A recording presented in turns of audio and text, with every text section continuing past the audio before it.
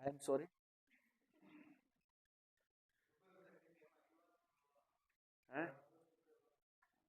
मेरा स्पीकर तो नहीं हो।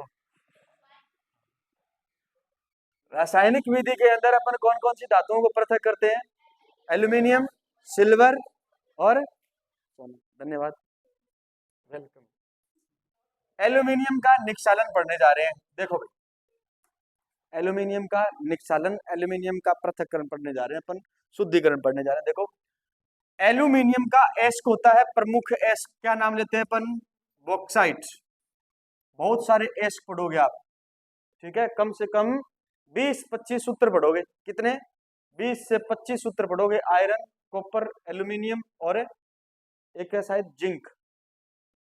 एल्यूमिनियम, कॉपर, आयरन, एक और है। 4 धातु है आपके, ठीक है, जिनमें से एल्यूमिनियम भी है और एक क्या है, आयरन भी है, और एक क्या है, कॉपर भी है। 3 तो मुझे एक याद नहीं आ रही। सिल्वर हो सकता है, फिर चांदी हो सकती है शायद, है ना। इनके एस्क है।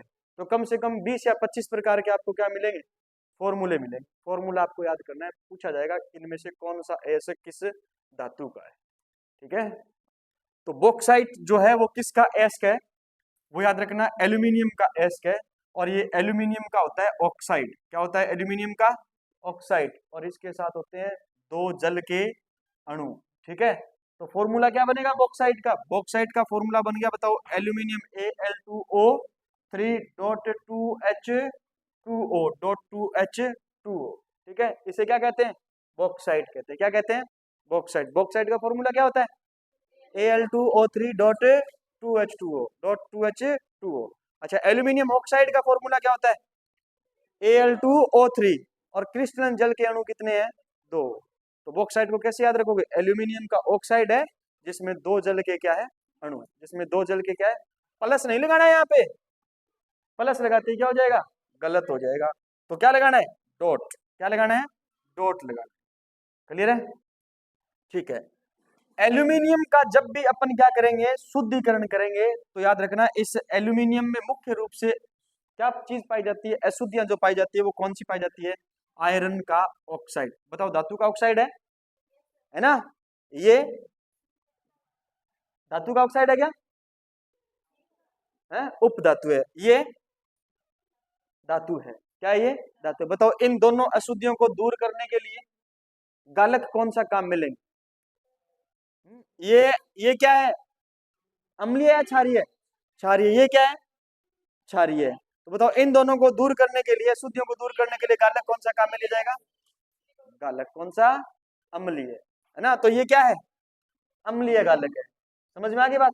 और ये अशुद्धि भी है। अब ये कौन सी अशुद्धि है? अम्लीय अशुद्धि है। अम्लीय अशुद्धि है ना। तो इनमें से कोई गालक काम आ जाएगा? आ जाएगा, नहीं आ जाएगा? क्लियर है? गालक क्या होता है? गालक, गालक, गालक मतलब गलाने वाला। क्या बनाता है गालक? धातु इस ऑक्साइड को गला करके क्या बनाता है? धातु मल बनाता है। क्या बनाता है? कीट, स्लैग। तो एल्यूमिनियम के एस्क में मुख्य रूप से जो अशुद्धियां पाई जाती है वो कौन सी पाई जाती है? आयरन ऑक्साइड, सिलिका की और टाइटेनियम ऑक्साइड की पाई जाती है। टाइटेनियम ऑक्साइड की पाई जाती है। एल्यूमिनियम के निक्षालन की क्या है भी? विधियां। एल्यूमिनियम के निक्षालन की विधियां है। सबसे पहले देखो, सरपेक विधि। क्या? सर पर एक, सरपेक विधि, ठीक है। सरपेक विधि, जब बॉक्साइड में सिलिका की मात्रा ज्यादा हो तब काम आती है कौन सी विधि?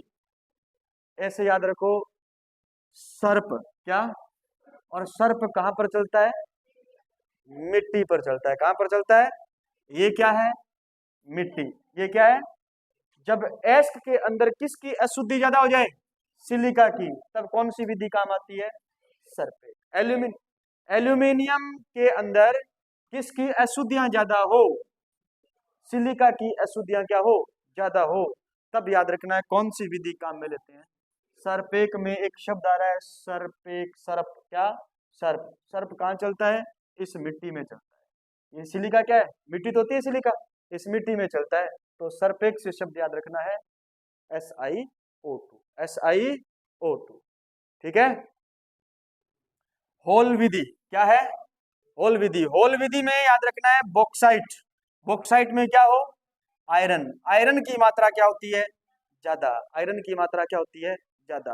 अरे लोहे में छेद कर सकते हैं, मार मार के क्या कर सकते हैं लोहे में, तो होल मन क्या हो गया, छेद। किस में छेद करना है, आयरन के ऑक्साइड में, आयरन के ऑक्साइड में, ठीक है ना। तो होल विधि कहां पर काम आती है, आयरन ऑक्साइड की मात्रा अगर क्या होती है, ज्यादा होती है तब, ठीक है। फिर देखो बेयर, क्या, बेयर। बेयर याद रखना है, बेयर मतलब बियर, बेयर, बेयर मतलब बियर, वैसे बेयर वैसे बॉक्साइट, शाबाश। चलो ठीक है, बियर वाला नहीं बताऊंगा, वैसे बेयर वैसे बॉक्साइट। बॉक्साइट में किसकी मात्रा ज्यादा, आयरन ऑक्साइड की, और किसकी मात्रा ज्यादा, सिलिका की मात्रा ज्यादा। तो याद रखना ये दोनों की मात्रा क्या हो, बराबर हो, तब बेयर विधि काम में लेते हैं। दोनों की मात्रा क्या हो, बराबर हो, तब याद रखना बेयर विधि काम में लेते हैं। चलो फिर रिवाइज करते हैं, बताओ सरपेक विधि कब काम में ली जाती है? सिलिका ऑक्साइड की मात्रा या सिलिका की मात्रा क्या होती है, ज्यादा होती है, तब कौन सी विधि काम में लेते हैं। अच्छा किस में ज्यादा होती है ये मात्रा, बॉक्साइट का फॉर्मूला क्या होता है, Al2O3 डॉट 2H2O डॉट। हाँ तो बॉक्साइट में क्रिस्टलन जल के अणु कितने होते हैं, दो। कितने होते हैं, दो होते हैं, ठीक है। जब बॉक्साइट के अंदर सिलिका की मात्रा ज्यादा होती है तो विधि काम आती है कौन सी, सरपेक विधि। कौन सी विधि, सरपेक विधि। बॉक्साइट के अंदर आयरन ऑक्साइड की मात्रा ज्यादा होती है तो कौन सी विधि काम आती है, होल। कौन सी विधि, होल विधि। और तीसरी कौन सी है, बेयर। बेयर मतलब बराबर, बेयर मतलब बराबर। जब बॉक्साइट में किस किस की मात्रा बराबर हो जाए, आयरन ऑक्साइड और सिलिका, सिलिका की मात्रा क्या हो जाए, बराबर हो जाए, तब काम में लेते हैं कौन सी विधि, बेयर विधि, ठीक है। एल्यूमिनियम के निक्षालन में आप याद रखोगे। चलो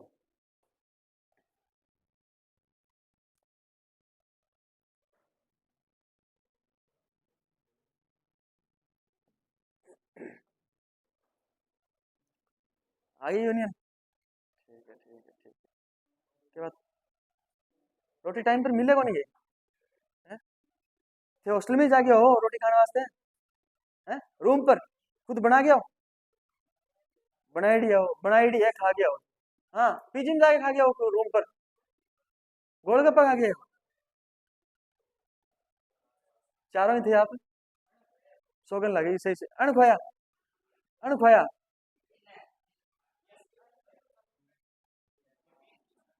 इधर देखो, ये जिंक का क्या है, सल्फाइड एसिड है। जिंक का क्या है, क्या रह गया,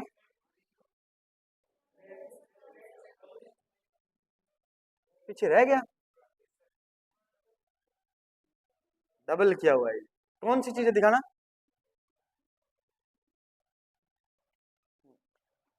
देखो तीसरा स्टेप है सांद्रित एस का ऑक्सीकरण।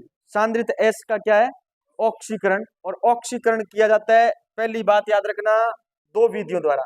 कितनी विधियों द्वारा, दो विधियों द्वारा। पहला होता है वर्जन, पहला क्या होता है, वर्जन, ठीक है। अब बताओ वर्जन किस भट्टी के अंदर होगा, वर्जन का मतलब होता है भजन, नहीं भजन नहीं, वर्जन क्या होता है, वर्जन।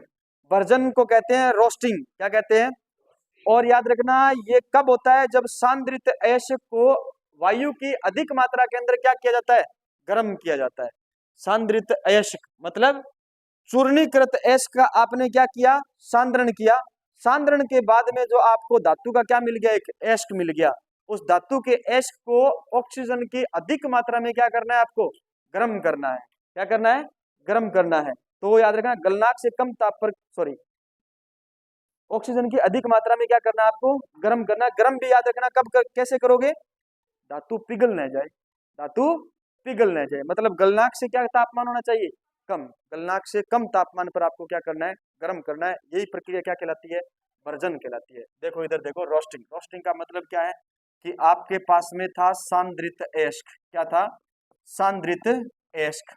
और इस सांद्रित एस्क में आपने दहन करवाया इसका, क्या करवाया, दहन भी नहीं कह सकते अपन, इसको कह सकते हैं गरम। क्या करवाया इसको आपने, गरम। और किस में गरम करवाया, तो ऑक्सीजन की क्या हो, ऑक्सीजन की अधिक मात्रा, ऑक्सीजन की अधिक मात्रा। अब ताप कितना रखना है आपको, ताप याद रखना गलनांक से क्या रखना है, इसका तापमान कम रखना है। गलनांक से क्या रखना है, इसका तापमान कम रखना है। इतना ही इसको क्या करना है, आपको गर्म करना है, ताकि इसका क्या न बन जाए, क्या नहीं बन जाए, लिक्विड नहीं बन जाए, पिघल नहीं जाए, ठीक है ना। तो याद रखना सांद्रित एस्क को उसके गलनांक से कम ताप पर गर्म करना, किसकी उपस्थिति में, ऑक्सीजन की आधिक्य में गर्म करना कहलाता है क्या, बर्जन। क्या कहलाता है, बर्जन कहलाता है, रोस्टिंग। ये सल्फाइड एस्कों के लिए क्या होती है, प्रयुक्त होती है, सल्फाइड एस्कों के लिए प्रयुक्त होती है। और इसको किया जाता है किसमें, परावर्तनी भट्टी के अंदर। किसके अंदर, परावर्तनी भट्टी के अंदर। ये शब्द जो आ रहे हैं हमारे लेवल में याद रखना, ये बहुत इंपॉर्टेंट है, परावर्तनी भट्टी। परावर्तनी भट्टी क्यों कहा जाता है, क्यों कहा जाता है, क्योंकि इसकी बनावट है ना, एक तरफ से इस प्रकार गोबंदाकार रखी जाती है भट्टी की, ताकि जो भी आप क्या इसके अंदर दहन करवाओगे ना, इसके अंदर तापमान दोगे, तो वो तापमान यहाँ से टकरा करके यहाँ पर परावर्तित हो जाता है, छत से टकरा करके वापिस क्या हो जाता है, परावर्तित हो जाता है। तो इसलिए इसको कहा जाता है परावर्तनी भट्टी। पूरी भट्टी नहीं बनाई है मैंने, थोड़ा सा इसका जो एंगल होता है ना, वो आपको बताया कि एक साइड से थोड़ी बहुत ये क्या होती है, इस प्रकार से मुड़ी हुई होती है। हमसे भट्टी बनवा करके कोई नहीं पूछेगा। आप तो याद रखना है, बर्जन किस में होता है, बर्जन परावर्तनी भट्टी के अंदर किया जाता है। कौन से एस्को में बर्जन किया जाता है, सल्फाइड एस्क, मतलब धातु के एस्क जो होते हैं वो कौन से एस्क होते हैं, सल्फाइड एस्क होते हैं। अच्छा, बर्जन है क्या चीज, तो आप कहोगे सांद्रित एस्क जो हमें प्राप्त हुआ है, सांद्रित एस्क को उसके गलनांक से कम तापमान पर गर्म करना है, किसकी उपस्थिति में करना है, हाँ, वायु या ऑक्सीजन। यहाँ वायु का मतलब किससे है, ऑक्सीजन से। ऑक्सीजन की अधिक मात्रा के अंदर क्या करना है, गर्म करना है। वो प्रक्रिया क्या कहलाती है, बर्जन कहलाती है। क्या कहलाती है, बर्जन कहलाती है। बोलो सिया रामचंद्र की जय हो। नेक्स्ट आ जाओ, नेक्स्ट करते हैं अपन किसकी बात, निस्तापन की। किसकी बात करते हैं, निस्तापन की। निस्तापन, निस्तापन तो स्लाइड है ना इसके अंदर, हाँ, निस्तापन की बात करते हैं। उससे पहले एक अभिक्रिया दे रखी है किसकी, ये देखो, ये क्या है, धातु एस्क है ना, सल्फाइड एस्क है। और हमने इसमें ऑक्सीजन की मात्रा को क्या लिया है, ज्यादा। इसको हमने गर्म किया किसमें, परावर्तनी भट्टी के अंदर। तो याद रखना है, जिंक का क्या बन गया, ऑक्साइड, और ये सल्फर डाइऑक्साइड क्या निकल गई, बाहर निकल गई, ठीक है ना। अब यहां से अपन किसको प्राप्त कर लेंगे, धातु को प्राप्त कर लेंगे। तो याद रखना है, वो जिंक सल्फाइड है, इसमें सल्फर की अशुद्धियां तो यहाँ पर क्या हो गई है, दूर हो गई है। क्या आ गया इसके अंदर, ऑक्सीजन। क्या आ गया इसके अंदर, ऑक्सीजन। देखो, कैल्सिनेशन यानी निस्तापन का अर्थ क्या होता है, उसमें तो थी वायु की कितनी मात्रा, अधिक मात्रा, और इसके अंदर वायु की क्या कर दी है, सीमित मात्रा। वायु की सीमित मात्रा में सांद्रित एस्क को क्या करना, गर्म करना, क्या कहलाता है, निस्तापन कहलाता है। दोनों में तापमान कितना रखना जाएगा, गलनांक से कम तापमान, गलनांक से कम तापमान। तापमान क्या होना चाहिए, निम्न होना चाहिए। धातु पिघलनी नहीं चाहिए, धातु पिघल गई तो क्या बन जाएगा, क्या बन जाएगा है, और बताओ, धातुमल क्या बन जाएगा, धातुमल बन जाएगा, ठीक है ना। हाँ, तो इतना चीज, इतने तापमान पर हमें क्या नहीं करना, गर्म नहीं करना है। जिंक सल्फाइड को भी किस मात्रा में गर्म करोगे आप, गलनांक से कम तापमान पर। और निस्तापन में भी याद रखना है, ऑक्सीजन की मात्रा सीमित कर दी, तापमान क्या है, कम ही रहेगा। देखो, निस्तापन में कार्बोनेट को, हाइड्रेट ऑक्साइड को, ये धातु का है, MO, MO का मतलब क्या बोल दिया, हाँ, और ये दे दिया आपको, MO का मोलिब्डेनम नहीं है, धातु ऑक्साइड है ये, धातु ऑक्साइड है। MM का मतलब होता है मेटल, ठीक है। धातु ऑक्साइड प्लस में क्या है, सॉरी डॉट में क्या है, H2O, और एक क्या है, हाइड्रोक्साइड। इन सब का क्या किया जाता है, निस्तापन किया जाता है। यानी कोई भी धातु एस्क है जिसके पीछे आपको क्या लगा हुआ मिल जाए, कार्बोनेट, क्या लगा हुआ मिल जाए, उसके पीछे आपको क्या लगा हुआ मिल जाए, H2O, और उसके पीछे साथ आपको क्या लगा हुआ मिल जाए, हाइड्रोक्साइड। क्या लगा हुआ मिल जाए, हाइड्रोक्साइड। तो इन सब का याद रखना, क्या किया जाएगा, निस्तापन किया जाएगा। क्या किया जाएगा, निस्तापन। आपसे पूछा जाए बताओ किस में निस्तापन काम में आएगा, किस में निस्तापन काम में आए, तो आपको पहचानना क्या है, क्या उस धातु एस्क में कार्बोनेट है, या फिर उसके अंदर जल की मात्रा है, या उसके अंदर हाइड्रोक्साइड आयन है। अगर है तो याद रखना उसमें क्या करोगे आप, निस्तापन। अगर सल्फाइड जुड़ा है तो क्या करोगे, वर्जन। सल्फाइड जुड़ा है तो क्या करोगे, वर्जन। वर्जन और निस्तापन में अंतर समझे, वर्जन कब काम आएगा, वर्जन कब काम आएगा, अरे पहली बात तो सल्फाइड एस्क में पहली पहली लाइन क्या बोलोगे, सल्फाइड एस्क में कब काम आएगा, सल्फाइड एस्क में सल्फर की अशुद्धियों को क्या करना है, दूर करना है। क्लियर है बात, ठीक है। दूसरी बात याद रखना, कब काम में लोगे, जब धातु का सल्फाइड एस्क है और उसको वायु की अधिक मात्रा में गर्म करना है, तब अपन क्या लेंगे, काम में लेंगे वर्जन।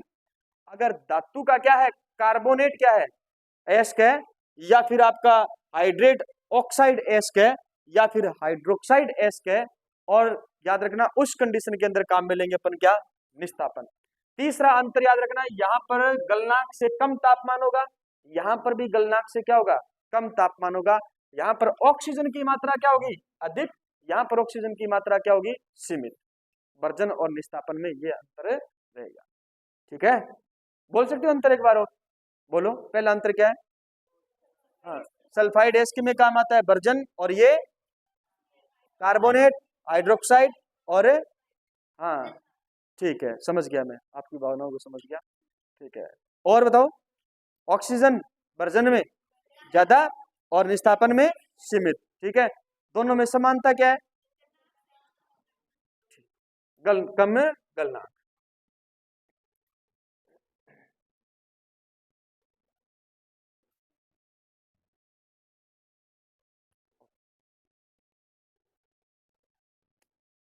टेंटो चलना तो तुमको छुट्टी ही जब भी लिखने बैठूंगा आज टेंटा चलना ही नहीं, 28 यहाँ तक टेंटो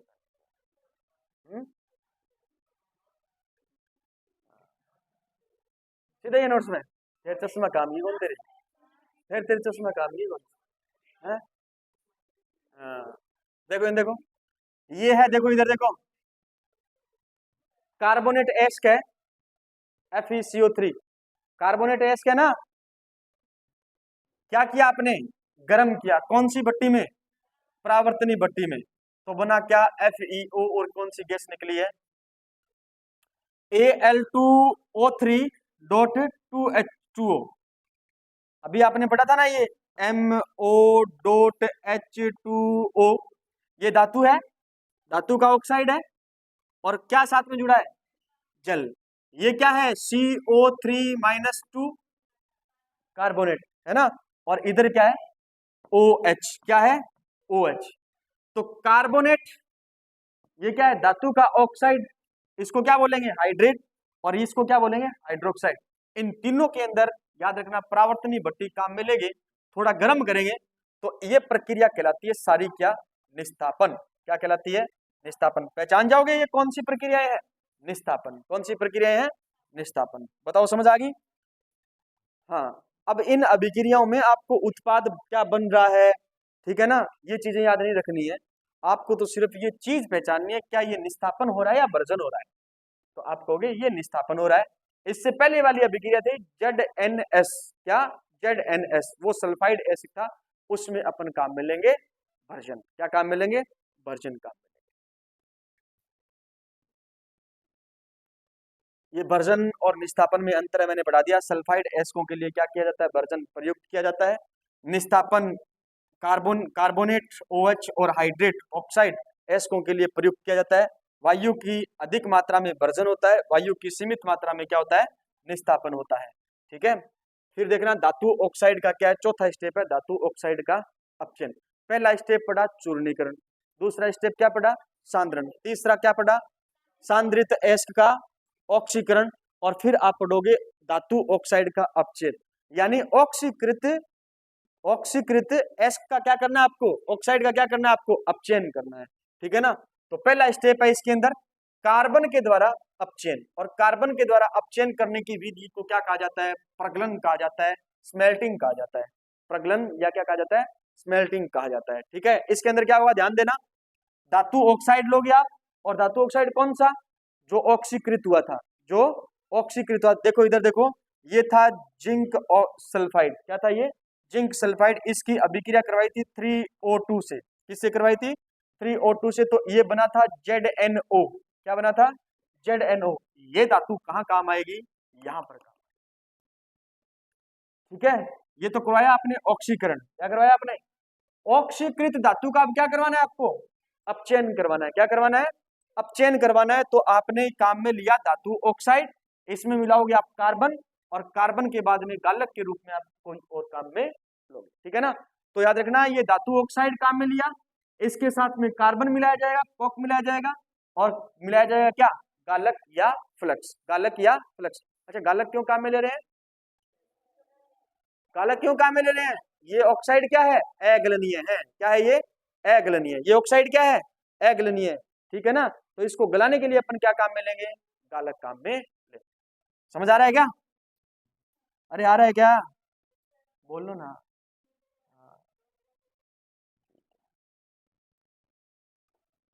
चलो वात्या भट्टी, वात्या भट्टी के अंदर इसको करते हैं गर्म। ये तीनों का आपने क्या ले लिया, मिश्रण ले लिया। किस किस का मिश्रण लिया, धातु ऑक्साइड, कार्बन, गालक, इन तीनों का मिश्रण लिया, वात्या भट्टी के अंदर इसको क्या कर दिया, गर्म कर दिया। ये पढ़ रहे हैं अपन अपचयन, और अपचयन कौन सी भट्टी के अंदर होता है, जबकि ऑक्सीकरण कौन सी भट्टी में होता है, परावर्तनी भट्टी के अंदर, ठीक है ना। देखो इधर धातु ऑक्साइड, कार्बन, गालक तीनों का मिश्रण लेकर वात्या भट्टी में गर्म करोगे तो धातु का बनेगा मेट। क्या बनेगा, धातु का मेट बनेगा, जो क्या होता है, भारी होता है, जो क्या होता है, भारी होता है। एक बनेगा, बताओ क्या। अच्छा धातुमल किसकी क्रिया से बना है, इस अभिक्रिया में धातुमल किसकी क्रिया से बना है, हाँ धातु ऑक्साइड के साथ में कौन किसने क्रिया की, गालक ने धातु ऑक्साइड को क्या कर दिया, गला दिया, तो क्या बना दिया उसने, हाँ धातु मल बना दिया। तो फिर ये अशुद्धियां हैं और ये क्या होता है, हल्का होता है, ये क्या होता है, हल्का। धातु मल हल्का होने के कारण कहाँ चला जाएगा, ऊपर, और धातु मेट कहाँ रह जाएगी, नीचे। तो गालक को क्या कर, इस धातु मल को क्या कर लेंगे अपन, अलग कर लेंगे, धातु मल को क्या कर लेंगे, अलग कर लेंगे। अरे समझेगा, चलो बताओ फिर अपचयन के अंदर क्या होता है, पहली प्रोसेसिंग अपचयन के अंदर क्या होता है, क्या होता है, क्या पहले लेंगे क्या, ऑक्सीकृत धातु ऑक्साइड, ऑक्सीकृत धातु, उसके अंदर मिलाएंगे क्या, कार्बन, उसके अंदर फिर मिलाएंगे क्या, गालक, और क्या करेंगे, वात्या भट्टी में गरम, वात्या भट्टी में गरम, वात्या भट्टी में गरम करने के बाद में दो चीजें बनेगी, एक तो बनेगा मेट और दूसरा बनेगा धातुमल। मेट क्या होता है, धातु मेट क्या होता है, भारी, जो रह जाएगा नीचे, और धातुमल क्या होता है, जो आ जाएगा ऊपर।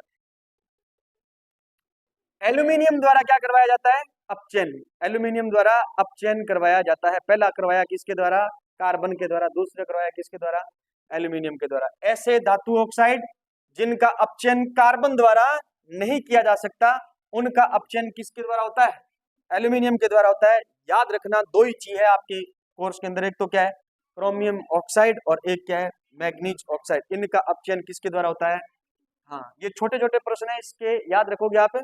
उसमें तो अपन इन दोनों को छोड़ करके जो भी कोई ऑक्साइड होगा धातु का, उसका अपचयन कार्बन के द्वारा हो जाएगा। इनको छोड़ करके, क्रोमियम ऑक्साइड को छोड़ करके और मैग्नीज ऑक्साइड को छोड़ करके जो भी ऑक्साइड मिले धातु का, याद रखना उसका अपचयन हो जाएगा। बताओ जिंक ऑक्साइड का अपचयन हो जाएगा, जिंक ऑक्साइड का अपचयन हो जाएगा कार्बन के द्वारा, कार्बन के द्वारा, कार्बन के द्वारा हो जाएगा ना, याद रखना। तो फिर हमने ये लिखा Cr2O3, इसका हो जाएगा, नहीं होगा।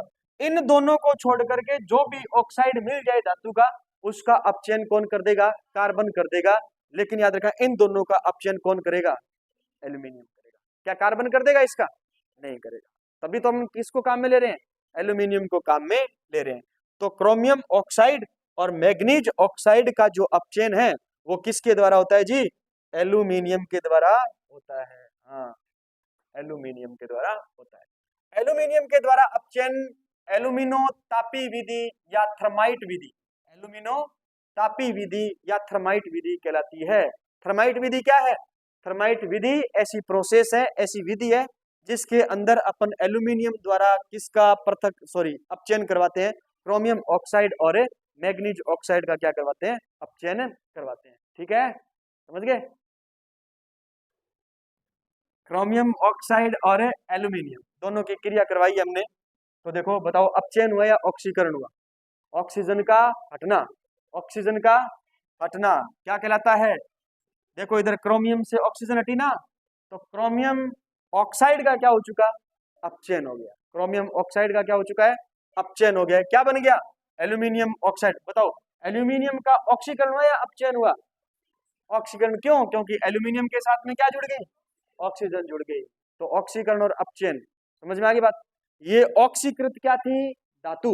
ऑक्सीकृत क्या थी, धातु। इसका अपचयन कराया किससे, एल्यूमिनियम से अपचयन कराओगे तो इस यहां से क्या हटेगी, ऑक्सीजन का हटना क्या कहलाता है, अपचयन। ऑक्सीजन का हटना क्या कहलाता है, अपचयन कहलाता है। तो क्रोमियम, अब मैं पूछूं आपसे, इनमें, इसमें और इसमें दोनों में किसका अपचयन हुआ है,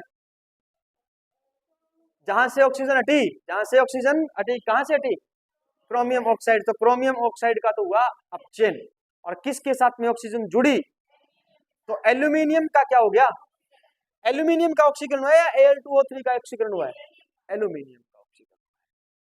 जिसके साथ जुड़ेगी उसका ऑक्सीकरण, जिससे हटेगी उसका अपचयन, उसका अपचयन। समझ गए, अच्छी बात है। ये अभिक्रिया कहलाती है रेडॉक्स अभिक्रिया। चैप्टर लगेगा एक रेडॉक्स, उसमें फिर पढ़ेंगे इसको। थर्माइट विधि द्वारा धातु ऑक्साइड का अपचयन, Fe2O3 एल्यूमिनियम। अब बता दो कौन अपचयित हो रहा है, कौन ऑक्सीकृत हो रहा है? अपचयन किसका हो रहा है, आयरन ऑक्साइड का, और ऑक्सीकरण किसका हो रहा है, एल्यूमिनियम का।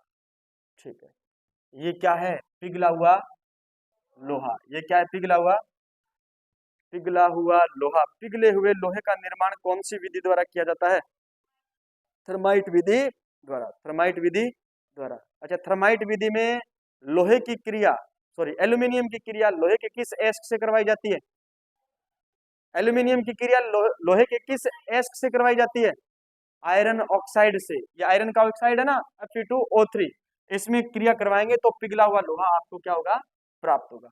पिघला हुआ लोहा जो प्राप्त होगा, उसके बाद में अगली प्रोसेसिंग आ जाएगी क्या, स्वतः अपचयन। क्या आ जाएगी, स्वतः अपचयन। देखो स्वतः अपचयन थोड़ा सा समझना, याद रहे तो ठीक है, न रहे तो बाढ़ में जाए। ठीक है, हाँ, न रहे तो बाढ़ में जाए। कॉपर के धातु क्रम में उपयोग किया जाता है किसको, स्वतः अपचयन को। मेन बात याद रखोगे, स्वतः अपचयन कहाँ काम आता है, कॉपर के धातु क्रम में। देखो इधर देखो, Cu2S और प्लस में क्या है 3O2। बताओ कौन सी प्रोसेस है ये, कौन सी प्रोसेस है, वर्जन। कौन सी प्रोसेस है, वर्जन। नहीं पहचाना, ये है धातु का सल्फाइड एस, और ऑक्सीजन की है अधिक मात्रा। ऑक्सीजन की क्या है, अधिक मात्रा। क्या बना, कॉपर ऑक्साइड, और क्या बन गया, सल्फर डाइऑक्साइड गैस बन गई। ऐसे पहचानना होगा वर्जन है या निस्तापन है, पहचानोगे।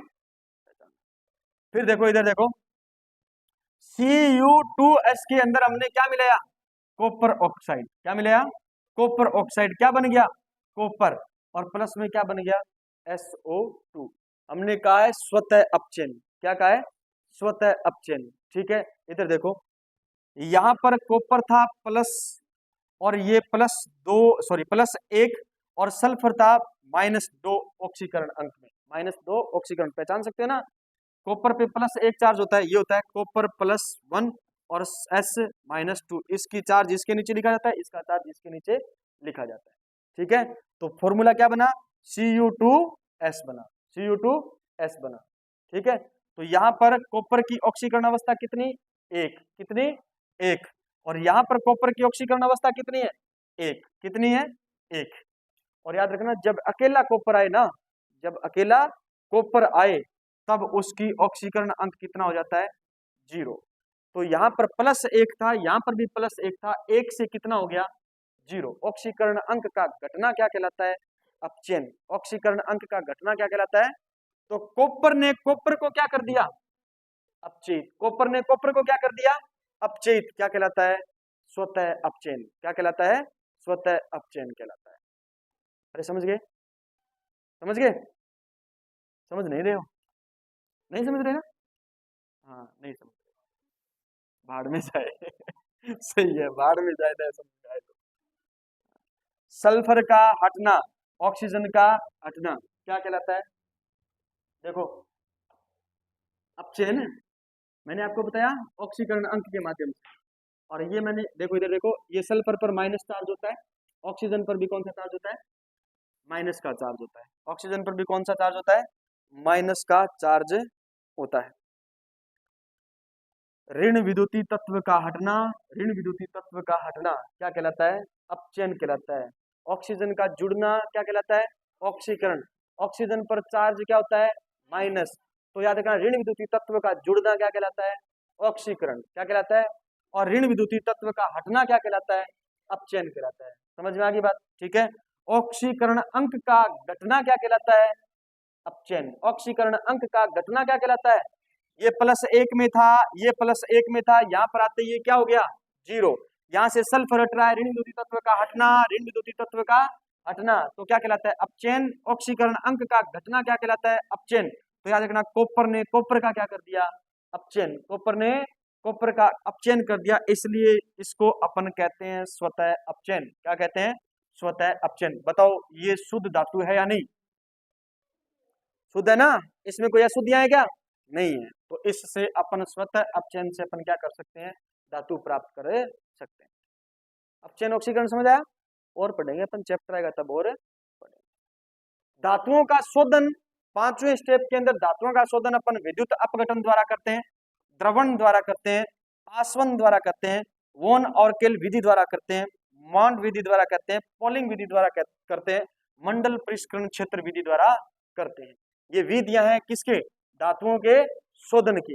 यानी शुद्ध धातु जब आपको प्राप्त हो जाएगा तो लास्ट प्रोसेसिंग आपकी क्या रहती है? धातु शोधन की रहती है। और धातु शोधन के अंदर याद रखना अपन काम में लेते हैं विद्युत अपघटन, द्रवण, आसवन, वोन आर्केल विधि, माउंट विधि, पोलिंग विधि और मंडल परिष्करण क्षेत्र। मंडल परिष्करण क्षेत्र बताओ समझ आया? इतना ही है क्या या आगे और है? अच्छा विद्युत अपघटनी विधि एनोड के रूप में काम में लिया जाता है कौन? अशुद्ध धातु। ठीक है। डायरेक्ट मैंने थ्योरेटिकल पार्ट न लिख करके मोस्ट इंपोर्टेंट लाइनें लिखी है, आपको ये सिंगल लाइनें याद करती हैं। क्या है? विद्युत अपघटनी विधि के अंदर एनोड किस चीज का बना होता है? एनोड किस चीज का बना होता है? अशुद्ध धातु का। किसका? अशुद्ध धातु का। ठीक है। कैथोड किसके रूप में बना होता है? शुद्ध धातु का। कैथोड किसका बना होता है? शुद्ध धातु का। देखो एक होता है कैथोड और एक होता है एनोड। बातें नहीं करनी हुई, बातें हो रही पीछे। कैथोड कैथोड कैथोड, कैथोड का मतलब होता है कम। क्या होता है? कैथोड। कैथे कैथोड कैसे कम, कैसे कैथोड कैसे? ए से एनोड, ए से अधिक, ए से अधिक। अधिक कब होता है? जब कोई चीज किस में हो? जब कोई चीज किस में हो? और कैथोड, कैथोड कम कब होता है? जब कोई चीज, तो इसका मतलब कैथोड पर चार्ज होता है कौन सा? और एनोड पर चार्ज होता है कौन सा? एनोड पर चार्ज होता है कौन सा? प्लस का। क्लियर है बात? तो एनोड तो किससे बना होता है? अशुद्ध। और कैथोड किससे बना होता है? शुद्ध धातु से। शुद्ध धातु से। नींद आ रही है? नहीं आ रही? शुद्ध धातु से। संबंधित धातु लवण का विद्युत अपघट्य लिया जाता है। अब विद्युत अपघट्य क्यों लिया जाता है पता है? विद्युत अपघट्य क्यों लिया जाता है? विद्युत अपघट्य का मतलब क्या होता है? विद्युत अपघट्य वो चीज है जिसके अंदर विद्युत धारा प्रवाहित करवाओगे तो वो आयनों के अंदर क्या हो जाएगा? टूट जाएगा। आयनों के अंदर क्या हो जाएगा? टूट जाएगा। क्लियर है? विद्युत अपघट्य के उपरांत कैथोड पर शुद्ध धातु क्या होती है? कैथोड पर कौन सी धातु जमा हो जाएगी? शुद्ध धातु जमा हो जाएगी। और एनोड पर याद रखना है कौन सी धातु? अशुद्ध धातु। विद्युत अपघट्य के उपरांत कैथोड पर शुद्ध धातु जमा होती है या निक्षेपित होती है, और एनोड पर जो जमा होती है ना एनोड के नीचे, उसको बोला जाता है एनोड पंख। क्या बोला जाता है? एनोड पंख। एनोड पंख है क्या? अगलनीय अशुद्धियां हैं जो विद्युत अपघटन के उपरांत एनोड के नीचे क्या होती है? जमा होती है। एनोड पंख क्या है? अगलनीय अशुद्धियां जो कहां पर जमा होती है? जो याद रखना है कैथोड सॉरी एनोड के नीचे जमा होती है। एनोड के नीचे जमा होती है। इसको कहा जाता है कौन सी विधि? विद्युत अपघटनीय विधि। विद्युत अपघटनीय विधि। ठीक है, ये हो गया आपका। हाँ, पूरा तो नहीं हुआ, अभी और पढ़ेंगे, अभी तो चैप्टर बाकी है। अभी तो जो नाम से धातुएं दी गई है वो तो बाकी है।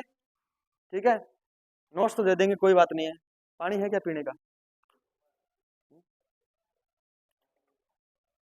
साफ साफ करके इसको फिर लेके आना। कब की भरी हुई है ये? 4 दिन की। भर के तो मत लेना, आधी ले आना। हम्म। पहली विधि कौन सी पढ़ ली हमने इसमें? पहली विधि पढ़ ली है धातुओं के शोधन में। पहली विधि कौन सी पढ़ ली है? वैद्युत अपघटनीय विधि। टोटल कितनी विधियां थी? ये थी। अब अपन पढ़ेंगे क्या? द्रवण आसवन, वोन आर्केल, मांड विधि, पोलिंग विधि, मंडल परिष्करण क्षेत्र। समझ आ रहा है क्या? नहीं आ रहा? सो जाना घर जाके। ठीक है, पेपर में नंबर कम नहीं आने चाहिए। अब की बात नहीं आएंगे, पेपर तो दोगे ना? पक्की बात है? अब की बार तो नंबर आएंगे, मुझे पता है, खूब आएंगे नंबर। कॉल आईडी आपने रट रखा है? अभी तक नहीं पढ़ा? सच में नहीं पढ़ा? तो क्या पढ़ रहे थे? आयनिक समय? भूल में रहते रहे मत रहना। आयनिक समय से 25 क्वेश्चन है। कितने क्वेश्चन है? 25 क्वेश्चन है, हैं? आयनिक समय में क्या है? पीएच। 25 पीएच के क्यों नहीं बना के दिए? पीएच निकालना बनाना। पिछले प्रश्न, पिछले टेस्ट में 3 क्वेश्चन थे पीएच के, थे ना? तो पीएच ही आएगा आयनिक समय में, और आएगा क्या?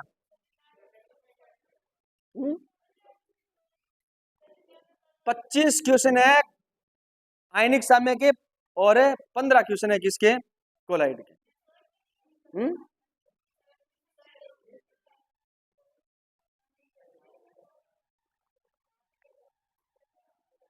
हिसाब है?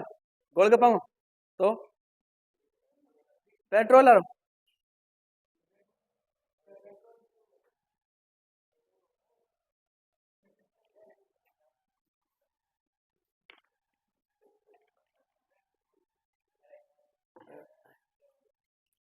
हेडिंग डालो आसवन। आसवन क्या हो गया है? क्या? कौन सी विधि है? मैं आसवन पढ़ा दूं तो क्या दिक्कत है? पढ़ा दूंगा।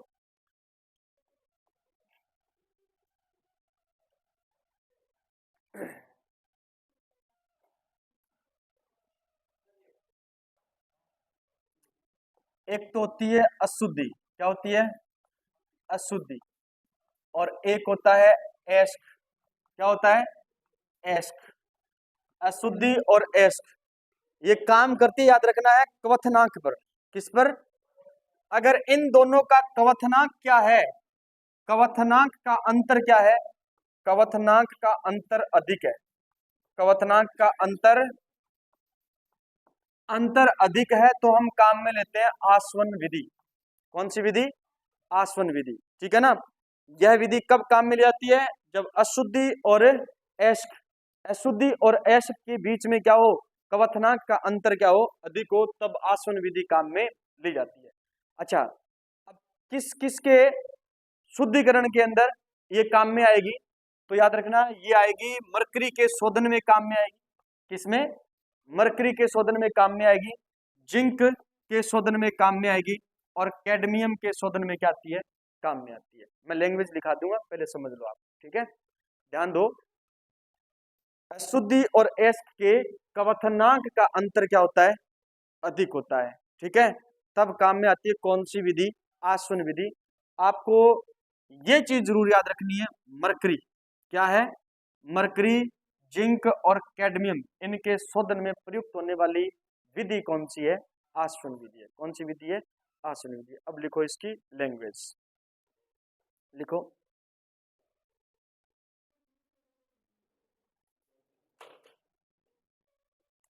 लिखो धातु एस्क। धातु एस्क की जगह सीधा लिखो आप धातु, सॉरी धातु लिखना है सीधा। ठीक है, धातु व अशुद्धि, धातु व अशुद्धि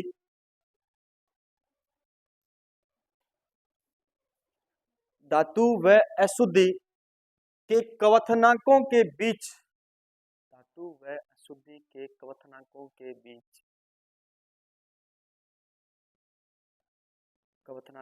बीच अधिक अंतर होने पर अधिक अंतर होने पर यह विधि अधिक अंतर होने पर यह विधि प्रयुक्त की जाती है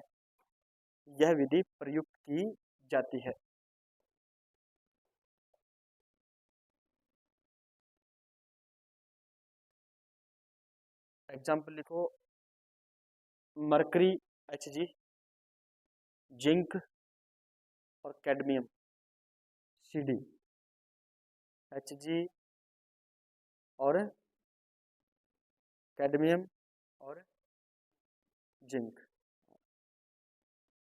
के शुद्धिकरण में के शोधन में मरकरी जिंक कैडमियम के शोधन में मुख्यतः प्रयुक्त होती है।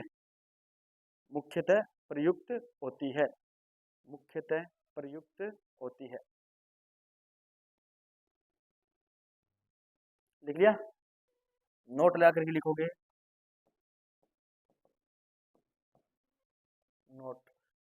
नोट में लिखना है गोल्ड अम्लगम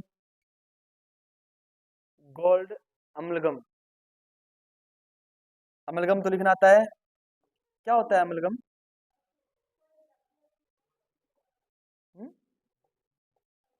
अच्छा जी, लिखा दिया है? क्या धातु किसके साथ? AuHg। पारे और धातु का मिश्रण क्या कहलाता है? अम्लगम कहलाता है। क्या कहलाता है? अच्छा, कौन सा पारा किसके साथ में अम्लगम नहीं बनाता? एल्यूमिनियम के साथ में है, लोहे के साथ में नहीं बनाता। एल्यूमिनियम के साथ में नहीं बनाता तो वायुयान में पारे को ले जाते, रोकते ही नहीं। ये लाइन लिखाई हुई ना, गोल्ड अम्लगम से गोल्ड को पृथक करने के लिए लिखो, गोल्ड अम्लगम से, नोट में लिखना है, गोल्ड अम्लगम से गोल्ड को पृथक करने के लिए इस विधि का उपयोग किया जाता है। पृथक करने के लिए इस विधि का उपयोग किया जाता है। पृथक करने के लिए इस विधि का उपयोग किया जाता है। ठीक है?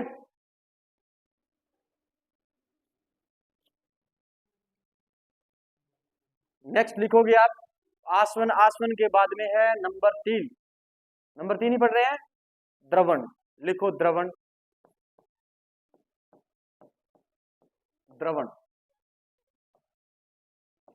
देखो, धातु और प्लस में क्या है? अशुद्धि। धातु और प्लस में क्या है? अशुद्धि। इनके गलनांक में जब अंतर हो ना, इनके गलनांक में जब क्या आ जाए? अंतर आ जाए, तब याद रखना अपन किसको काम में लेते हैं? द्रवण को काम में लेते हैं। ठीक है? विशेष रूप से कौन कौन से धातुओं को पृथक किया जाता है? तो टिन। ठीक है? टिन के बाद में आप याद रखोगे लेड, एंटीमनी और बिस्मिथ। लेड, एंटीमनी और बिस्मिथ। मुख्य रूप से इन धातुओं के पृथक्करण के लिए अपन कौन सी विधि काम में लेते हैं? तो काम में लेते हैं द्रवण। ठीक है? लिखो द्रवण के बारे में। अशुद्धि और धातु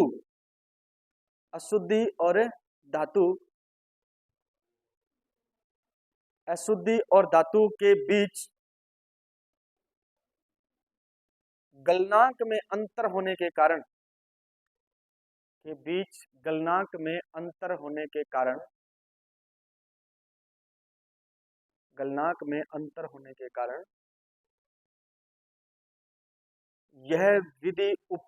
यह विधि उपयोग में ली जाती है।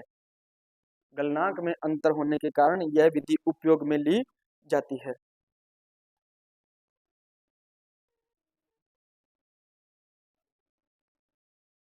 नेक्स्ट लिखोगे SN10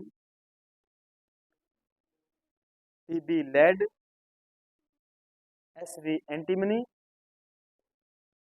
BI बिस्मिथ,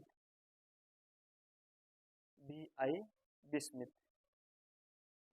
ठीक है, BI बिस्मिथ मुख्यतः इनका शुद्धिकरण, मुख्यतः इनका शुद्धिकरण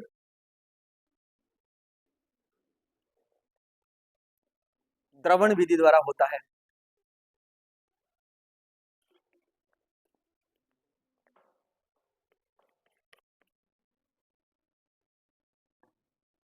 द्रवण विधि द्वारा होता है। नेक्स्ट लिखोगे मंडल, हाँ हाँ हाँ बस वही, मंडल परिष्करण विधि, मंडल परिष्करण विधि, और थोड़ा इंपॉर्टेंट कर लेना। ठीक है, मंडल परिष्करण विधि, इस विधि के अंदर क्या होता है, अति शुद्ध धातु प्राप्त की जाती है, अति शुद्ध धातु प्राप्त की जाती है, अति शुद्ध धातु प्राप्त की जाती है, पहली बात इस विधि द्वारा। अर्धचालक कौन कौन से होते हैं, जो उपधातु आप पढ़ के आए हो अर्धचालक में, याद रखना उपधातु सिलिकॉन है, गैलियम है, ये भी अर्धचालक की तरह व्यवहार करता है, गैलियम के बाद में जर्मेनियम है, ये भी अर्धचालक की तरह व्यवहार करता है, इंडियम भी अर्धचालक की तरह व्यवहार करता है, बोरॉन भी याद रखना किसकी तरह व्यवहार करता है, अर्धचालक। तो अर्धचालक प्राप्त करने की सर्व प्रमुख विधि कौन सी है, कौन सी है, मंडल परिष्करण विधि, ये है अर्धचालक। क्या ये अर्धचालक, ध्यान दो दोबारा से, silicon, gallium, germanium, indium, boron, ये अर्धचालक है। इससे पहले जितनी भी विधियां पढ़ी है उनमें कहीं पर आपने क्या नाम नहीं पढ़ा, अर्धचालक नाम नहीं पढ़ा, केवल क्या पढ़ा, धातु धातु धातु नाम पढ़ा है ना। और ये क्या है, अर्धचालक है। अर्धचालकों को प्राप्त करने की या अर्धचालकों की शुद्ध अवस्था प्राप्त करने की सर्व प्रमुख विधि कौन सी है, मंडल परिष्करण विधि। ठीक है, लैंग्वेज में लिखाऊं या ऐसे लिख लोगे, लिख लो, फिर लिख लो ये शब्द, ये 4-5 नाम लिख करके लिखो। अर्धचालकों को, अर्धचालकों को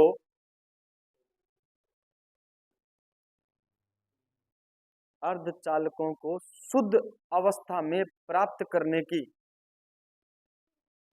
अर्धचालकों को शुद्ध अवस्था में प्राप्त करने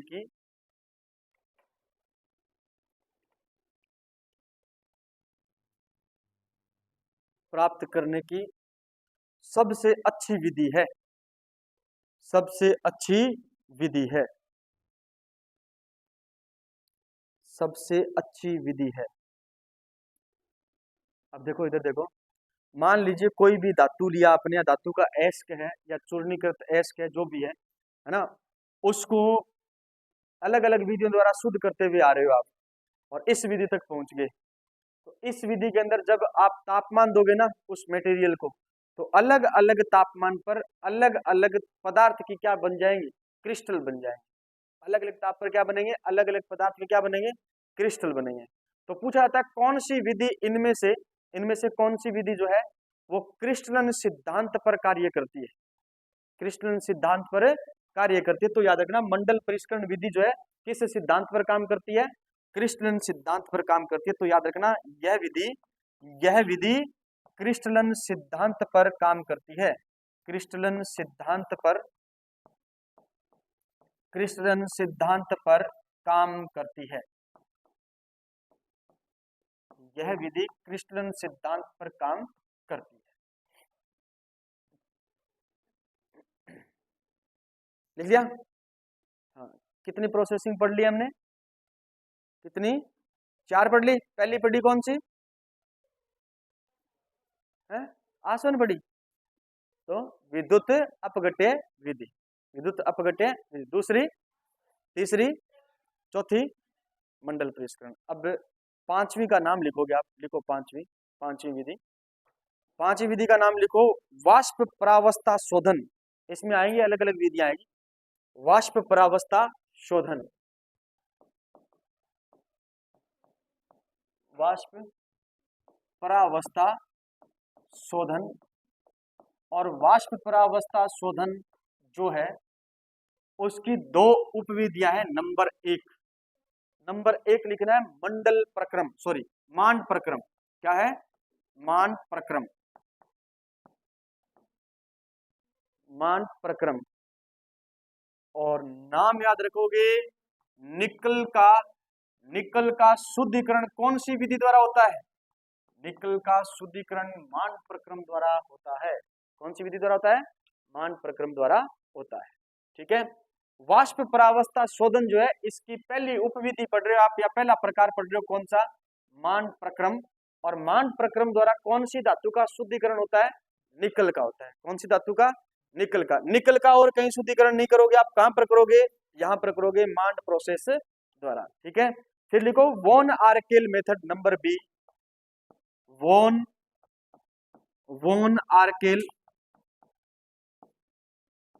आर्केल विधि या ऑर्केल विधि। वॉन ऑर्केल जो विधि है इसके अंदर याद रखना है जर्कोनियम, ZrTi, टाइटेनियम, जर्कोनियम, और एक लिखो आप यूरेनियम। इसका क्या किया जाता है?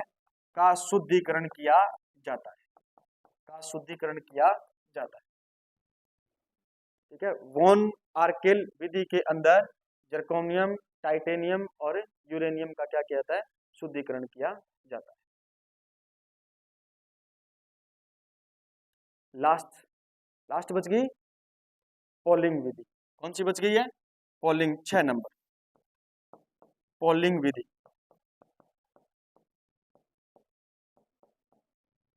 पॉलिंग विधि, पॉलिंग विधि में लिखो कॉपर का शुद्धिकरण। किसका शुद्धिकरण? कॉपर का शुद्धिकरण।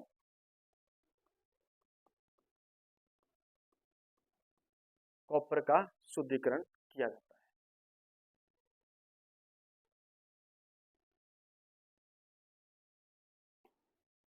ठीक है। बहुत है, टाइम हो गया सर, ये कहना चाहते हो तो? है?